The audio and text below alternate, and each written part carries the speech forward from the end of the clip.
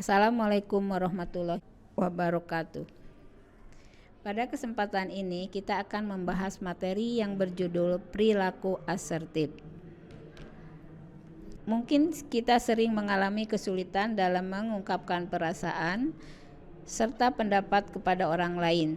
Terkadang kita merasa tidak enak saat kita akan mengucapkan sesuatu pendapat dalam suatu pertemuan.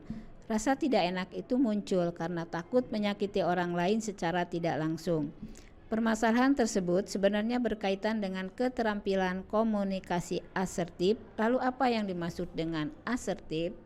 Asertif adalah suatu kemampuan untuk mengkomunikasikan apa yang diinginkan, dirasakan, dan dipikirkan kepada orang lain secara jujur dan tegas, namun tetap menghargai dan menjaga perasaan orang lain.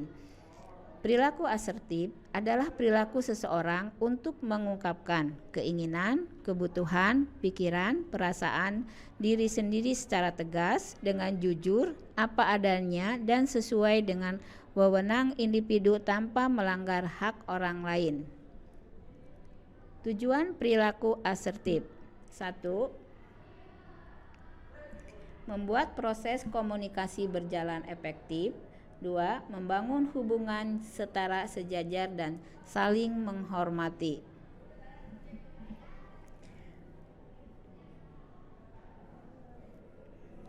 Ciri-ciri perilaku asertif: 1. Mampu mengungkapkan ketidaksetujuan dengan cara yang baik. 2. Mampu mengatakan apa yang dirasakan dengan jujur. 3. Mampu memberikan pendapat dengan tegas. 4. Mampu memberikan saran dan ide kepada orang lain. 5. Mampu menolak tanpa merasa bersalah. 6. Memiliki sikap dan pandangan yang aktif terhadap kehidupan. 7. Mampu membela diri tanpa merasa takut. 8. Mampu mengajukan permintaan dan bantuan kepada orang lain. 9. Menerima keterbatasan. Sekarang kita perhatikan gaya dan cara komunikasi kita. Apakah kita berkomunikasi dengan gaya asertif, pasif, atau agresif? Apa bedanya? Perilaku pasif ialah tidak mengekspresikan keinginan, tidak menghargai diri sendiri. Perilaku asertif mengekspresikan keinginan, menghargai diri sendiri, sedangkan perilaku agresif menggunakan kata-kata kasar, tidak menghargai orang lain.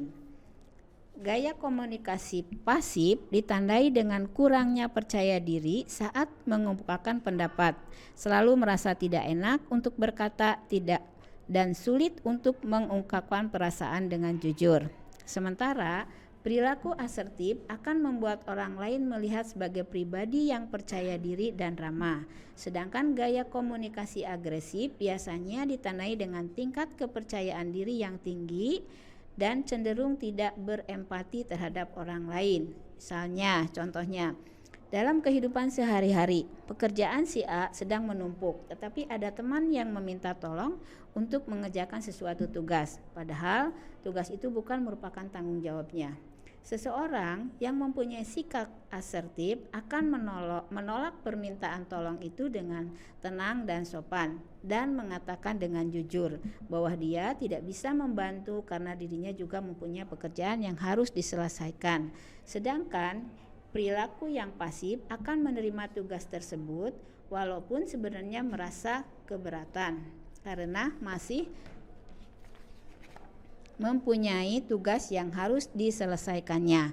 Karena orang yang pasif tidak berani menolak dan akan menyesali keputusannya, dan biasanya orang seperti ini mudah untuk dimanfaatkan. Beda lagi dengan orang yang agresif, akan menolak permintaan tolong dengan keras, dan ia pun tidak segan untuk mengatakan bahwa pekerjaan itu bukan tanggung jawabnya dan tidak seharusnya diminta pertolongan. Sikap seperti ini tentunya akan membuat orang lain merasa tidak senang. Manfaat sikap asertif: meningkatkan rasa percaya diri, tidak dimanfaatkan orang lain, meningkatkan keterampilan dalam mengambil keputusan, menambah keterampilan dalam berkomunikasi, mudah berteman,